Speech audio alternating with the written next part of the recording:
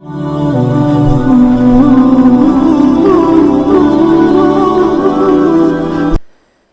الحمد لله نحمده ونستعينه ونستغفره ونعوذ بالله من شرور أنفسنا ومن سيئات أعمالنا من يهده الله فلا مضل له ومن يضلله فلا هادي له وأشهد أن لا إله إلا الله وحده لا شريك له وأشهد أن محمدًا عبده ورسوله أما بعد فإن خير الحديث كتاب الله وخير الهدي هدي محمد صلى الله عليه وسلم وشر الأمور محدثاتها وكل محدثة بدعة وكل بدعة ضلالة وكل ضلالة في النار فأعوذ بالله السميع العليم من الشيطان الرجيم يا أيها الذين آمنوا اتقوا الله حق تقاته ولا تموتن إلا وأنتم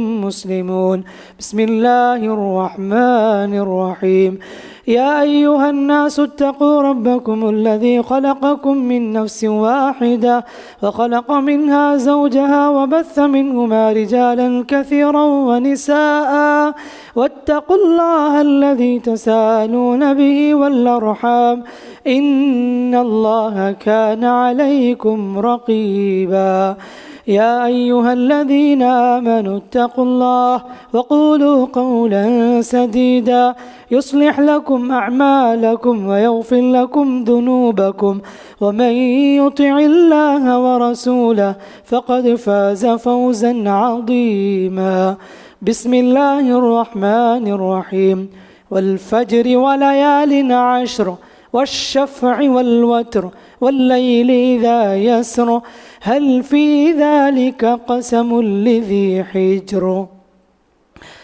تمام تعریفیں، حمد و ثنا، بزرگی، کبریائی، بڑائی، عظمت، عزت و جلال، شان و شوکت اس اللہ وحدہ لا شریک کے لیے ہے جو اللہ کے ہمارا خالق ہے، پالنہار ہے، وہی مدبر ہے، وہی کائنات کو چلانے والا ہے، اسی کے سارے اختیارات ہیں، وہ کسی کا محتاج نہیں ہے، اسی کی حکومت ہے، اسی کی بادشاہت ہے، اسی کی مشیت ہے، اسی کی ماتحتی میں تمام چیزیں ہیں، وہ کسی کا محتاج نہیں، ہم سب اس کے محتاج ہیں۔ درود و سلامتی ہو آپ کے ہمارے پیغمبر اسلام رحمت للعالمین سید للمرسلین صاحب حوض کوثر محمد مصطفیٰ مجتبیٰ صلی اللہ علیہ وسلم پر، جنہوں نے امت کے سامنے خالص دین پیش کیا اور عملی زندگی میں آگے بڑھنے کی تاکید کی۔ معزز اسلامی بھائیوں اور پردہ نشین خواتین اسلام، اللہ تبارک و تعالی نے ہمارا اس دنیا میں بھیجنے کا مقصد زندگی میں رب کی بندگی ہے، اس کے علاوہ اور کچھ نہیں ہے کہ صرف اور صرف بندے اللہ کے ہو کر رہ جائیں، اللہ کے لیے زندگی گزاریں، اللہ کے لیے جئیں، اللہ کے لیے مریں۔ وما خلقت الجن والانس الا لیعبدون، اللہ نے کہا کہ میں نے انس اور جن کو صرف اللہ کی بندگی کے لیے پیدا کیا۔ تو زندگی کا مقصد رب کی بندگی ہے، اس کے علاوہ اور کچھ بھی نہیں ہے۔ دنیا میں جتنی بھی چیزیں ہم استعمال کرتے ہیں، جتنی بھی ہم چیزیں دیکھتے ہیں، یہ ساری چیزیں اس وقت تک ہیں جب تک ہمارے جسم میں سانس باقی ہے، جب تک دل کی دھڑکنیں ہیں۔ لیکن جیسے ہی سانس رک جائے، یہ دھن دولت، پراپرٹی، اولاد، بینک بیلنس، یہ بنگلے، یہ گاڑیاں، یہ اولاد، ساری چیزوں سے انسان رشتے ختم کر لیتا ہے، تعلقات ختم ہو جاتے ہیں۔ دنیا میں سب کچھ چھوڑ کر آدمی اکیلا آخرت کی طرف چلا جاتا ہے۔ اس آخرت کی زندگی میں، اس آخرت کے سفر میں اگر کوئی چیز کام آنے والی چیز ہے، وہ عمل ہے، عمل کے علاوہ کچھ نہیں ہے۔ اسی لیے اللہ کے نبی صلی اللہ علیہ وسلم نے کہا کہ میت کے پیچھے 3 چیزیں جاتی ہیں، مالہ و اہلہ وعملہ، فرمایا نبی صلی اللہ علیہ وسلم نے اس کے رشتہ دار اس کے پیچھے جاتے ہیں، اس کی دولت جاتی ہے قبرستان تک اور اس کا عمل بھی اس کے ساتھ جاتا ہے۔ اللہ کے نبی فرماتے ہیں صلی اللہ علیہ وسلم، یہ رشتہ دار، یہ دوست احباب، یہ اولاد سے واپس لوٹ کے آ جاتے ہیں دفنانے کے بعد، اور یہ دولت ساری چیزیں گھر واپس آ جاتی ہے، لیکن ساتھ اگر کوئی ساتھی ہے قبر کا، وہ عمل صالح ہے۔ اللہ کے نبی صلی اللہ علیہ وسلم نے کہا زندگی میں اگر آپ نے اچھے عمل کیے ہیں، خیر کے کام کیے ہیں، آپ کے لیے بشارت ہے، خوشخبری ہے، انشاءاللہ آپ کا بیڑا آسانی سے پار ہو جائے گا۔ لیکن آپ کا عمل برا عمل ہے، آپ نے گناہ میں، فسق و فجور میں، اللہ کی نافرمانی میں سب کچھ اپنی زندگی اس لٹا دیا آپ نے، یاد رکھنا کہ آپ کا خبر ویران ہونے والا ہے، آپ کا فیوچر بہت ہی خراب ہونے والا ہے۔ اسی لیے خبر کا ساتھ ہی عمل ہے، اس کو ہمیں زیادہ سے زیادہ عمل صالح کرنے کی ضرورت ہے۔ اللہ کے نبی صلی اللہ علیہ وسلم نے بتایا، جو آدمی نیک ہوتا ہے، زندگی بھر اللہ کی بندگی میں گزارا، اچھے کام کیا، خبر میں ایک نوجوان، خوبصورت نوجوان آتا ہے اور کہتا ہے کہ انا عملک الصالح، اس قبر کی تنہا جگہ میں تجھے ساتھ دینے والا ہوں، میں وہ ہوں جو تو دنیا میں نماز پڑھتا تھا، صدقہ و خیرات کرتا تھا، جو بھی خیر کے کام کیے، میں نوجوان شکل میں تیرے پاس آیا ہوں تجھے تسلی دلانے کے لیے، میں تیرے ساتھ، تو ڈرنے کی ضرورت نہیں، بھلے سے تیرے گھر والے تجھے دفنا چکے ہیں لیکن اس جگہ میں تیرے ساتھ، ڈرنے کی ضرورت نہیں ہے۔ یہ عمل آ کے تسلی دلاتا ہے۔ وہی آدمی گنہگار، فاسق، ظالم، کافر، عاصی، اس کے پاس بھی ایک نوجوان آئے گا، لیکن بدنما، بد شکل نوجوان آئے گا، کہے گا میں وہی ہوں جو تو دنیا میں گناہ کی شکل میں عمل کرتا تھا، آج میں تیرے پاس ہوں، میں تجھے مزید ڈرانے کے لیے آیا ہوں، کبھی تجھے سکون نہیں خبر میں، اور تجھے گھبراہٹ اور پریشانی میں اضافہ ہونے والا ہے، یہ کہے گا۔ اللہ کے نبی سے فرماتے ہیں، اسی لیے میرے بھائیوں بتانا یہ ہے کہ میں اور آپ اپنی زندگی میں عمل کا جائزہ لیں۔ عمل سے زندگی بنتی ہے، جنت بھی جہنم بھی، عمل سے زندگی بنتی ہے، جنت بھی جہنم بھی۔ یہ خاکی اپنی فطرت میں نہ نوری ہے نہ ناری ہے۔ اللہ تعالیٰ نے جو ہمیں پیدا کیا، نہ ہمیں فرشتے بنایا، نہ ہمیں جنات بنایا، بلکہ انسان بنایا، اور انسان کا اس دنیا میں بھیجنے کا مقصد ہی ہے کہ رب کو راضی کر لو، عمل میں آگے بڑھ لو، کرامن کاتبین تمہارے عمل کو لکھتے جائیں، اچھے کام کو، یہی مقصد ہے۔ قیامت کے دن بھی عمل پوچھا جانے والا ہے، اور تمہارے گناہ سب کچھ ایکسپوز ہونے والے ہیں، کوئی بچ نہیں سکتا، کوئی چھٹکارا پا نہیں سکتا۔ ووضع الکتاب فترى المجرمین مشفقین مما فیہ، اللہ نے کہا کہ نام اعمال کھولا جائے گا، تم دیکھو گے مجرمین کو ڈر رہے ہوں گے، اپنے عمل کو دیکھیں گے اپنے آنکھوں سے، اپنے نام اعمال کو پڑھیں گے اپنے آنکھوں سے، کہے گا انسان یا ویلتنا ما لهذا الکتاب لا یغادر صغیرہ ولا کبیرہ، یہ کیسی کتاب ہے، یہ کیسا نام اعمال ہے جس نے زندگی کی نہ کوئی چھوٹی چیز چھوڑی ہے نہ بڑی چیز کو چھوڑی ہے، الا احصاها، ساری چیزیں اس میں نوٹ کر دی گئی ہیں، ووجدوا ما عملوا حاضرا، اللہ کہتا ہے کہ جو اس نے دنیا میں کیا وہی تو اس میں لکھا ہوگا، کوئی ایکسٹرا چیز ہم نے نہیں لکھا، جو اس نے کیا وہی اپنی نظروں کے سامنے پائے گا۔ ولا یظلم ربک احدا، تمہارا رب کسی پر ظلم کرنے والا نہیں۔ بتانا میرے بھائیوں کہ زندگی میں عمل میں آگے بڑھنا بہت ضروری ہے، اور انسان ہونے کے ناطے ایک مومن کی زندگی میں اونچ نیچ ہوتی رہتی ہے، کبھی عملی زندگی میں آگے ہوں گے، کبھی کمزور پڑ جائیں گے، کبھی سست ہوں گے، حالات ایک جیسے نہیں ہوتے، ایمان اور عمل دونوں کبھی بھی ایکول نہیں ہوتے، آج ایک حالت تو کل ایک حالت، یہ بدلتے رہیں گے۔ یہ صرف ہمارے ساتھ ہی نہیں ہے، صحابہ کی زندگی میں ایسی رہی ہے کہ عمل کے لحاظ سے اونچ نیچ رہا ہے۔ حنظلہ رضی اللہ عنہ ایک مرتبہ کہنے لگے، حنظلہ منافق ہو گیا، کتنے بڑے صحابی کہنے لگے میں منافق ہو گیا ہوں، کیا بات ہے؟ تو آ کر نبی سے کہا، اللہ کے رسول ہمارے دل کی کیفیت عجیب ہے، ہم آپ کی محفل میں ہوتے ہیں، بیانات میں ہوتے ہیں، ہمارا ایمان کا انکریز ہوتا ہے اور ہمارا لیول ایمان کا الگ ہوتا ہے، لیکن جیسے ہم آپ کی مجلس سے باہر جاتے ہیں ہماری کیفیت بدل جاتی ہے، ہمیں ایسا لگتا ہے کہ ہمارے دل میں نفاق پیدا ہو گیا۔ اللہ کے نبی سے فرمایا کہ حنظلہ وقفے کی بات ہے، سیکنڈ کی بات ہے، اگر تمہاری یہی حالت 24 آورس ہوتی تو ملائکہ فرشتے گلی میں تمہیں سلام کرتے، ایسا نہیں ہو سکتا۔ اور مومن کی زندگی میں ہمارے لحاظ سے کبھی آگے کبھی پیچھے، یہ اپ ڈاؤن ہوتے رہے گی۔ اللہ رب العالمین نے اسی لیے ہم لوگوں کو وقفے سے موقع عنایت کرتا ہے، تاکہ جو لوگ عمل میں سستی کرتے ہیں، غفلت برتتے ہیں، وہ لوگ عملی میدان میں آگے بڑھ جائیں، خیر کے کام میں آگے بڑھیں، عمل کو جمع کر لیں۔ اسی لیے اللہ تعالیٰ نے سال میں ایک مرتبہ رمضان کا مہینہ رکھا، تاکہ آدمی مکمل طریقے سے عملی لحاظ سے سے مضبوط ہو جائے، اللہ کی بندگی کرنے لگے۔ اللہ تعالیٰ نے شب قدر کی شکل میں ایک رات رکھا ہے جس کی بندگی سے سبحان اللہ لیلۃ القدر خیر من الف شہر کہا گیا، 1000 مہینوں کی عبادت سے بہتر ہے وہ یہ ایک رات اگر کسی کو مل جائے۔ ہفتے میں جمعہ کے دن کو رکھا، یہ عظیم دن ہے، جو ایسا دن ہے جس میں اللہ تعالیٰ کو بہت پسند ہے، اسی لیے اس میں جمعہ کے خطبے نصیحت کیے جاتے ہیں تاکہ ون ویک کے لیے ریفریش ہو جائے ایمان اور لوگوں کے زندگی میں عمل مضبوط ہو جائے۔ اسی طریقے سے ہمارے پاس ایک بہترین موقع جو اللہ تعالیٰ ہمیں عنایت کرنے والا ہے وہ ذی الحجہ کا پہلا عشرہ ہے، سبحان اللہ، جس کے بارے میں قرآن نے کہا والفجر ولیال عشر، قسم ہے فجر کی اور 10 راتوں کی قسم۔ 10 راتوں سے مراد یہ عشر ذی الحجہ کے 10 دن ہیں جس میں اللہ تعالیٰ کو بندگی کرنا اللہ کو بہت پسند ہے۔ اللہ کے نبی صلی اللہ علیہ وسلم نے کہا کہ افضل ایام الدنیا، سال کے پورے دنوں میں اگر کوئی افضل دن ہے یہ ذی الحجہ کے شروع 10 دن ہیں۔ اللہ کے نبی صلی اللہ علیہ وسلم نے اس میں عمل کرنے پر ابھارا ہے، چونکہ اللہ کے نزدیک افضل دن ہیں، اس میں اللہ کی بندگی کرنا، عبادت کرنا اللہ کو بہت پسند ہے۔ اللہ کے نبی سے فرمایا کہ سال کے پورے مہینوں میں یہ جو عشرہ ہے بہت ہی قیمتی عشرہ ہے، عظیم عشرہ ہے، اللہ کو بہت پسند ہے۔ صحابہ نے پوچھا اللہ کے رسول کیا جہاد فی سبیل اللہ سے بھی افضل ہے کیا؟ کہا ہاں جہاد فی سبیل اللہ سے بھی افضل ہے، اللہ ہے کہ کوئی آدمی اللہ کے راستے میں گیا شہید ہو گیا تو اس کا مرتبہ تو الگ ہے، لیکن کوئی آدمی جہاد کے لیے جاتا ہے لوٹ کر بھی آ جاتا ہے، اس مقام سے بھی بڑھ کر اس عشرے میں بندگی کرنے والوں کا مقام ہے۔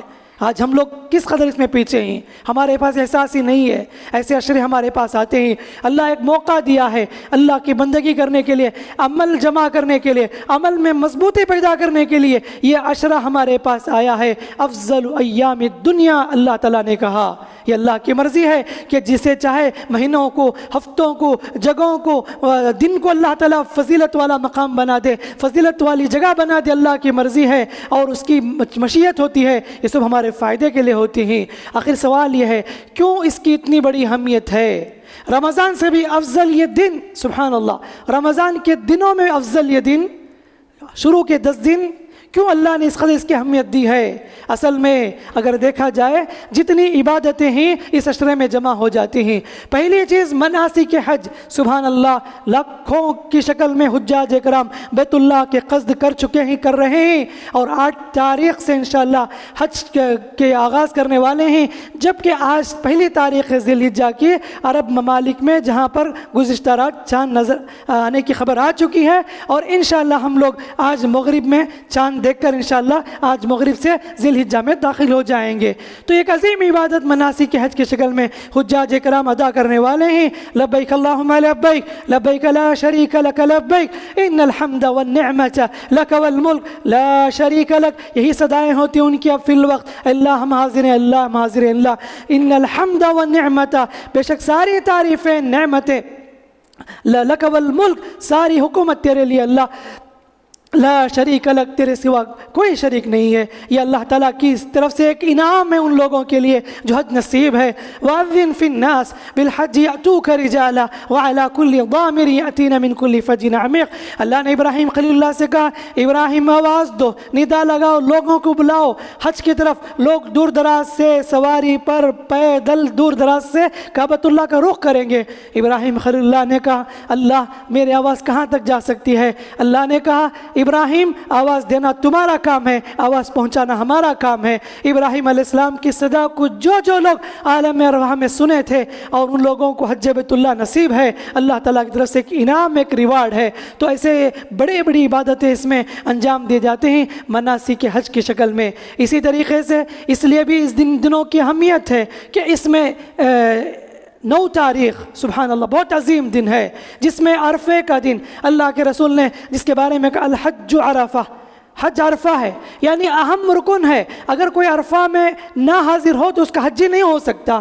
حج عظیم دن ہے، آدمی اس میں پراگندہ بال میل کچیل ہو کر سبحان اللہ گڑ گڑاتے ہوئے روتے ہوئے اللہ سے معافی مانگتے ہوئے سارے حجاج عرفہ کے میدان میں جمع ہوتے ہیں۔ یہ ایسا عظیم دن ہے، قیمتی دن ہے۔ اللہ تعالیٰ آسمان دنیا میں اترتا ہے، ملائکہ سے کہتا ہے، حالانکہ اللہ کو معلوم ہے یہ کیا چاہتے ہیں، فرشتوں یہ کیا چاہتے ہیں میرے بندے، اتنا ڈر، اتنا خوف، اتنا آنسو بہانا، ان کے اندر کیا یہ چیز ہے؟ تو وہ کہتے ہیں اللہ تیرا خوف ہے، تیرے جہنم سے بچنے کی دعائیں کرتے ہیں۔ اللہ تعالیٰ کی رحمت جوش میں آتی ہے، اللہ ملائکہ کو گواہ کر کہتا ہے اے ملائکہ تم سب گواہ رہو، میں اتنے جتنے لوگ یہاں پر دعائیں کریں ان سب کی گناہوں کو میں نے معاف کر دیا، جہنم سے آزاد کر دیا۔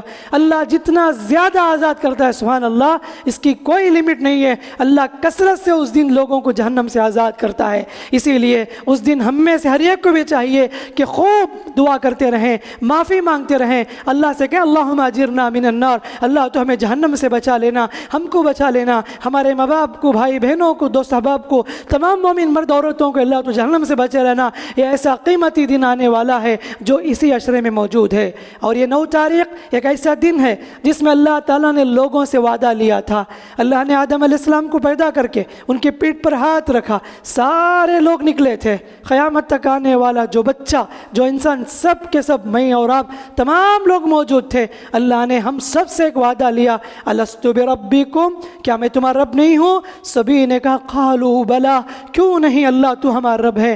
آج تم کہتے ہو میں تمہارا رب ہوں، لیکن میں تمہیں دنیا میں بھیجوں گا اور تمہیں یاد دلانے کے لیے کتابیں اتاروں گا، نبیوں کو بھیجوں گا، تمہیں وہ ریمائنڈر کریں گے اور تم اس کو سمجھ کر ایمان لانا، اور قیامت دن یہ نہیں کہنا ان تقولوا انا كنا عن هذا غافلين، اللہ ہم لوگ غافل ہو گئے، اللہ ہمارے بڑے لوگ ایسا کہ ہم لوگ بھٹک گئے، اللہ یہ بہانہ مت بناؤ۔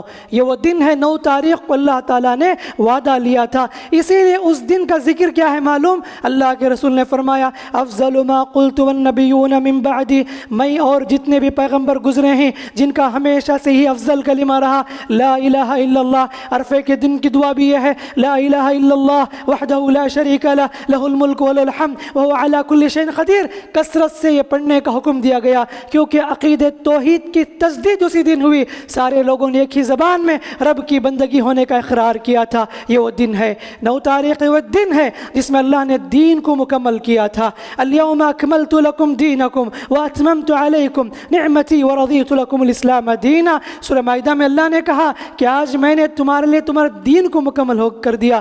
تکمیل دین اسی دن میں ایک یہودی نے پوچھا تھا عمر رضی اللہ عنہ سے کہ قرآن میں ایک ایسی آیت ہے، اگر وہ آیت ہماری شریعت میں اترتی اور اگر اللہ تعالی ہمیں عطا کرتا ہم عید کا دن منا لیتے، تو کہا کہ اچھا بتاؤ کون سی آیت ہے؟ کہا کہ وہ آیت ہے اليوم اکملت لکم دینکم، تکمیل دین کی آیت ہے۔ عمر بن خطاب نے کہا کہ مجھے معلوم ہے وہ آیت کب اتری تھی، عرفے کے میدان میں اتری تھی، عرفے کے دن اتری تھی، جس میں اللہ نے اعلان کر دیا یہ دین مکمل ہے، دین کامیاب، دین مکمل طریقے سے تمہارے حوالے ہو گیا، اس لیے مجھے معلوم ہے۔ عمر بن خطاب رضی اللہ عنہ نے جواب دیا تو میرے بھائیوں یہ عظیم دن ہے۔ اسی طریقے سے اس عشرے کی اس لیے بھی فضیلت ہے، اس عشرے میں 10ویں تاریخ یوم النحر جس میں قربانی انجام دیتے ہیں، اللہ تعالیٰ کو بہت پسندیدہ دن ہے یہ۔ اللہ کو بہت پسند ہے جب بندہ اللہ کے راستے میں چھری چلاتا ہے، جانور ذبح کرتا ہے۔ یہ بہت عظیم دن ہے جس کو یوم النحر کہا گیا ہے۔ اور میرے بھائیوں بتانا یہ ہے کہ ان دنوں کی اس قدر اہمیت سوچنے کی بات ہے، اللہ نے اتنی اس کی اہمیت بتائی ہے، کیوں ہم لوگ اس سے غافل ہیں؟ کیوں ہم لوگ بیکار کے کاموں میں وقت صرف کر دیتے ہیں؟ کوشش کرو، ابھی سے ارادہ کر لو، آنے والے 10 دن ہم مکمل طریقے سے خوب عمل کریں گے۔ جیسے رمضان میں ماشاءاللہ جوش جذبہ دکھائے تھے، اس سے بھی بڑھ کر زیادہ جذبہ آپ لوگوں کو اس عشرے میں دکھانے کی ضرورت ہے۔ خوب قرآن کی تلاوت کریں، خوب پڑھیں، اور کوشش کرو کہ ان 10 دنوں میں مکمل قرآن ختم کرنے کی پوری کوشش کرو۔ یہ بہت عظیم دن ہے، خوب دعائیں کرو، جو مانگنا ہے مانگو، اس میں دعائیں قبول کی جاتی ہیں کیونکہ افضل دن ہے، قیمتی دن ہے، دعائیں بھی قبول ہو جاتے ہیں۔ استغفار کرو، کثرت سے اللہ سے معافی مانگو، اور اسی طریقے سے روزوں کا اہتمام کرو۔ اللہ کے نبی صلی اللہ علیہ وسلم کے بارے میں آتا ہے، نبی کریم صلی اللہ علیہ وسلم کے ازواج مطہرات کہتے ہیں کہ اللہ کے نبی صلی اللہ علیہ وسلم عاشورہ کا روزہ، مہینے کے 3 روزے اور شروع یعنی ذی الحجہ کے 9 روزے کبھی نہیں چھوڑتے تھے۔ اللہ کے رسول باقاعدہ اہتمام کرتے تھے. لہٰذا ہم میں سے ہر ایک کو، مرد اور خواتین کو بھی چاہیے کہ خوب کثرت سے نفل روزہ رکھے. آپ 9 روزہ نہیں رکھ سکتے، کم از کم 5، 4، 3 جتنا ہو سکے آپ رکھیے. بہرحال اللہ کو بہت پسندیدہ دن ہے یہ، اس میں عمل کرنا بھی اللہ کو بہت پسند ہے. خاص کر کے عرفہ کے روزے کا اہتمام کریں، جس کے بارے میں اللہ کے نبی سے فرمایا عرفے کا روزہ 2 سال کے گناہ معاف کر دیے جاتے ہیں. پچھلے اور اگلے دونوں سال کے گناہ اللہ تعالیٰ معاف کر دیتا ہے. اس کا بھی ہمیں خوب اہتمام کرنے کی ضرورت ہے. تو بس بتانا یہ ہے کہ ہم عملی زندگی میں بہت پیچھے ہیں.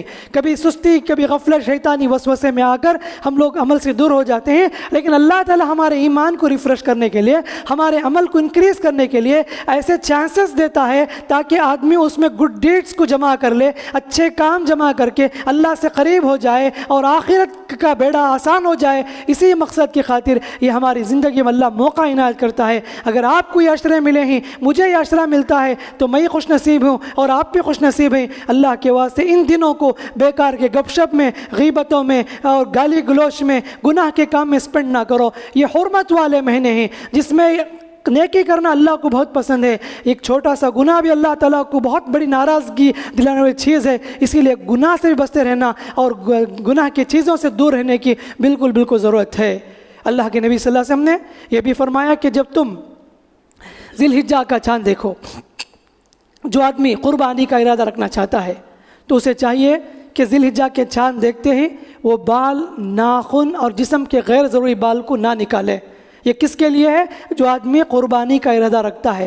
تو لہٰذا آج امید ہے کہ مغرب سے چاند نظر آ جائے، اعلان بھی کر دیا جائے. تو آج سے اوائڈ کرنا ہے، کب تک؟ قربانی کرنے تک ان لوگوں کو دور رہنا ہے. بال، ناخن نہیں نکالنا چاہیے جو قربانی کا ارادہ رکھتے ہیں. اور چونکہ یہ ہفتے موسٹلی لوگ قربانی کے جانور کو پرچیز کرتے ہیں، ایسے موقع پر احتیاط کے ساتھ دیکھ کر جانور خریدنا چاہیے. اللہ کے نبی صلی اللہ علیہ وسلم نے عیب دار جانور ذبح کرنے سے منع کیا.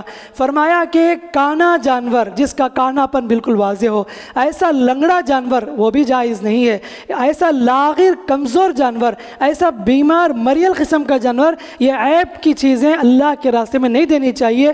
کیونکہ قربانی کا مقصد اللہ تعالیٰ کی خوشنودی ہے، تقرب ہے، اس لیے اچھی سے اچھی چیزیں اللہ کے راستے میں دینی چاہیے. اسی طریقے سے جو لوگ حصے میں شریک ہوتے ہیں وہ لوگ بھی دیکھ لیں کہ آپ کا جانور کون سا ہے.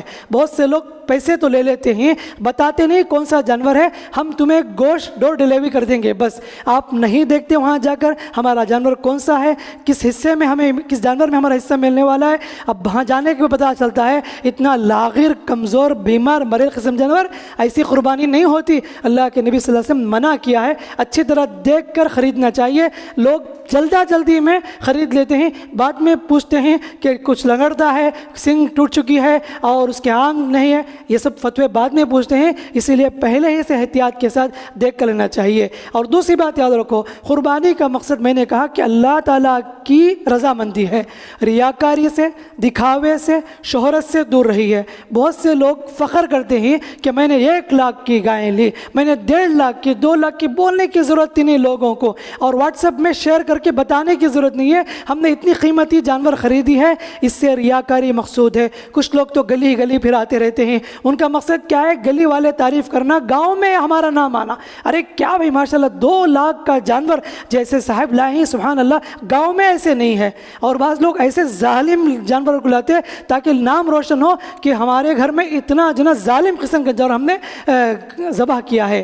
یہ سب دکھاوے کے لیے، نام کمانے کے لیے اللہ کے سے مت کرو. لن ینال اللہ لحومها ولا دماؤها ولکن ینالہ التقوی منکم. اللہ تعالیٰ کو قربانی کے گوشت خون نہیں پہنچتے، اللہ تمہارے دلوں کا تقوی دیکھتا ہے. اگر آپ نے اللہ کی رضامندی کے لیے اخلاص کے ساتھ یہ ایک حصہ بھی دیا ہے، بہت قیمتی اللہ کے نزدیک. اگر آپ نے 1 لاکھ کا جانور ریاکاری کے لیے ذبح کیا، سب برباد ہے، ایکسیپٹیبل نہیں ہے اللہ کے نزدیک، وہ سب مردود ہے، اللہ قبول نہیں کرتا. اخلاص کے ساتھ ریاکاری سے بچ بچتے ہوئے قربانی کا انجام دینے کی ضرورت ہے۔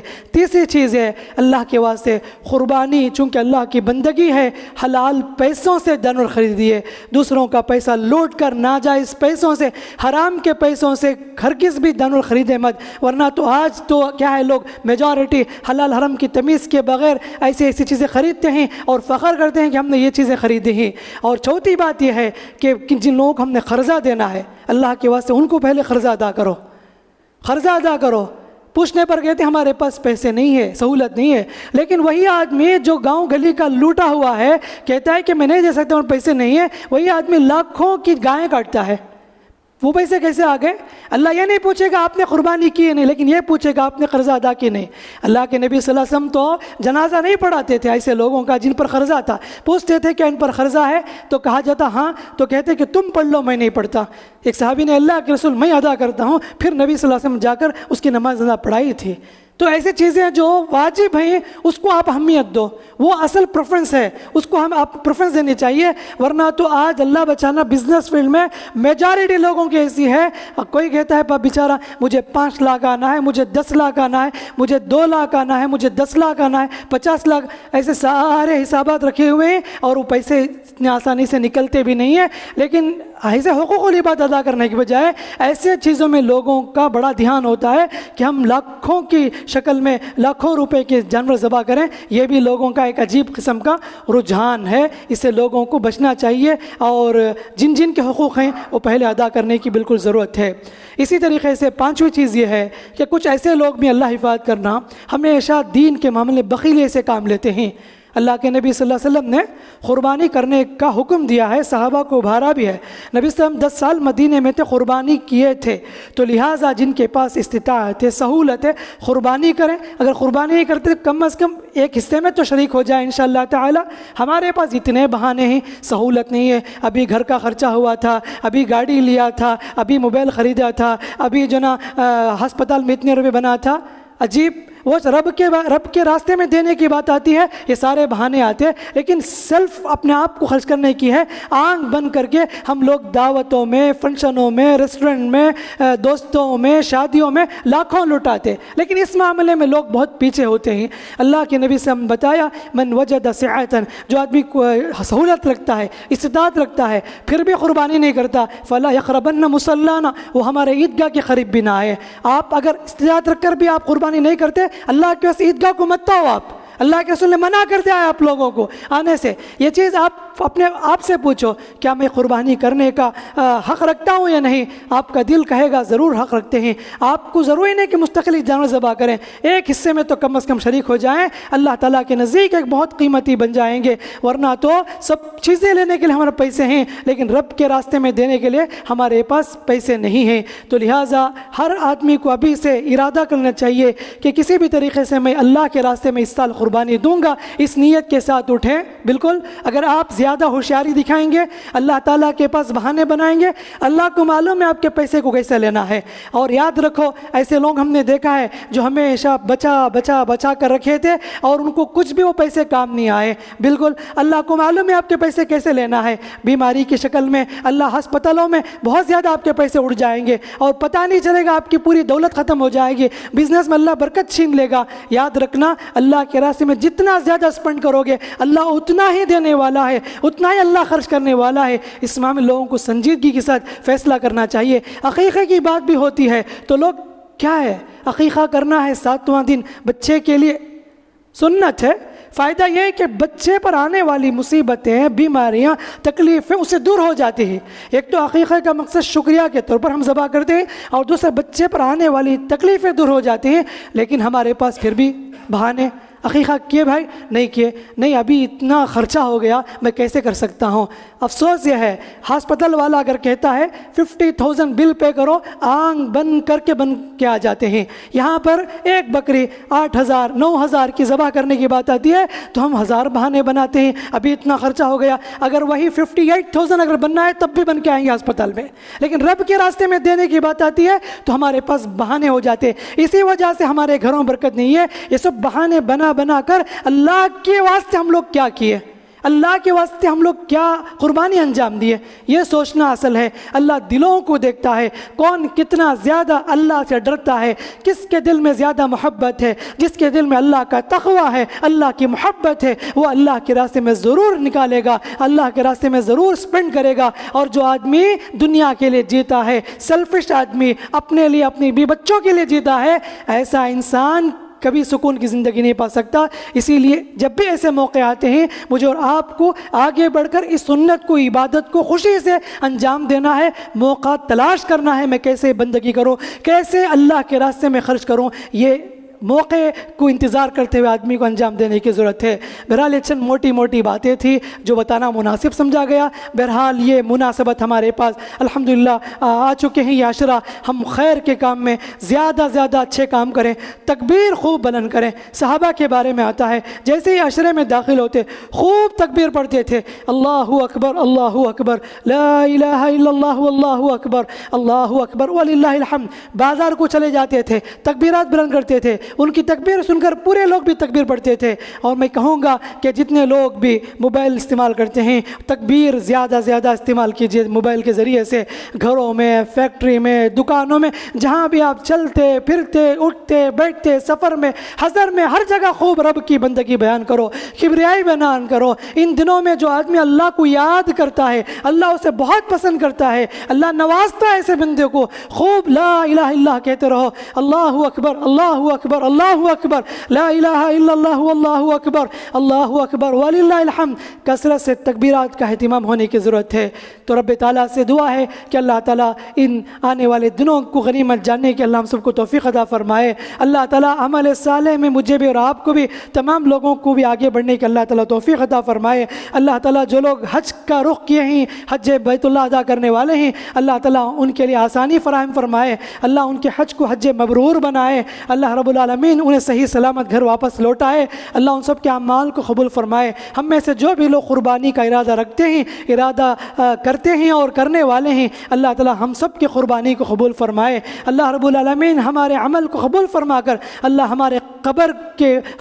ہمیں قبر کے فتنے سے، حشر کے آفات سے اللہ تعالیٰ ہماری حفاظت فرمائے۔ ہم میں سے جو بیمار ہیں اللہ انہیں شفا عطا فرمائے۔ ان قیمتی دنوں میں اللہ تعالیٰ ہماری دعاؤں قبول فرمائے، ہماری تلاوت استغفار کو قبول فرمائے۔ رب تعالیٰ ہمیں جب تک رکھے خیر کے کام میں آگے بڑھنے والا بنائے، عمل میں آگے بڑھنے والا بنائے، ایک دوسرے کے ساتھ اچھے انداز سے پیش آنے کے اللہ توفیق عطا فرمائے۔ اللہ تعالیٰ اس ملک کی حفاظت فرمائے، اللہ اس ملک کے مسلمانوں کی حفاظت فرمائے۔ آنے والے جتنے بھی دور ہیں، جتنی سازشیں ہیں، اللہ ان دشمنوں کی سازشوں کو نیست و نابود کرے، برباد کرے۔ اللہ تبارک و تعالیٰ اسلام کے سربلندی عطا فرمائے۔ اللہ ہمیں قرآن سنت پر عمل کرنے والا بنائے، اللہ ایمان پر رکھے جب تک ہمیں اس دنیا میں رکھے۔ ہماری موت بھی آئے تو ایمان پر آئے، اسلام پر آئے، اور موت کے وقت اللہ تعالیٰ ہماری زبان میں کلمہ لا الہ الا اللہ جاری فرمائے۔ ہم میں سے جن کے ماں باپ انتقال ہو چکے اللہ ان کی مغفرت فرمائے، ہم میں سے جن کے بھائی بہن انتقال ہو چکے اللہ ان کی مغفرت فرمائے، ہم میں سے جن کے دوست احباب انتقال ہو چکے ہیں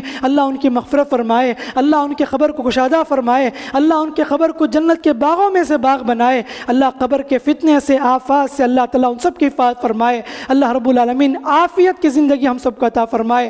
اللہم آمین آمین آمین۔ بارک اللہ لنا ولکم فی القرآن الحکیم ونفعنا وإیاکم بالآیات والذکر الحکیم انہ تعالی جواد کریم ملک برفعیم رب حلیم۔ اللہم آمین۔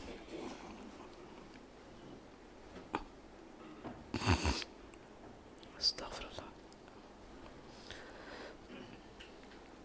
الحمد للہ نحمده ونستعینه ونستغفره ونعوذ بالله من شرور أنفسنا ومن سيئات أعمالنا من يهده الله فلا مضل له ومن يضلله فلا هادي له وأشهد أن لا إله إلا الله وحده لا شريك له وأشهد أن محمدا عبده ورسوله أما بعد فأعوذ بالله السميع العليم من الشيطان الرجيم إن الله وملائكته يصلون على النبي يا أيها الذين آمنوا صلوا عليه وسلموا تسليما اللهم صل على محمد وعلى آل محمد كما صليت على إبراهيم وعلى آل إبراهيم إنك حميد مجيد اللهم بارك على محمد وعلى آل محمد كما باركت على إبراهيم وعلى آل إبراهيم إنك حميد مجيد ربنا آتنا في الدنيا حسنة وفي الآخرة حسنة وقنا عذاب النار ربنا لا تزغ قلوبنا بعد إذ هديتنا وهب لنا من لدنك رحمة إنك أنت الوهاب لا إله إلا أنت سبحانك إنا كنا من الظالمين ربنا آتنا من لدنك رحمة وهيئ لنا من أمرنا رشدا